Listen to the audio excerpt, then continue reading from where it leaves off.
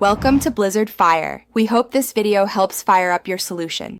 You have the essentials: an API key and an endpoint. First, export the key to an environment variable or secrets manager so you do not hardcode it.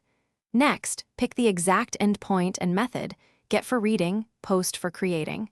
Then craft a minimal request using curl or postman with content type and authorization headers. Once done, run the request. Inspect the status code and raw JSON body to confirm connectivity and authentication before moving into payloads and pagination. Now build the detailed request body and query parameters. Validate each parameter and type.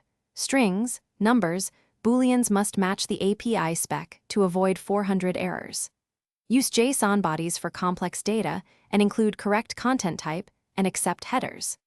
Implement pagination by following next page tokens or page/limit patterns, and respect rate limits by backing off on 429 responses. Once your code sends and parses responses, log requests and responses so you finish by adding retries with exponential backoff and idempotency keys for non-idempotent endpoints.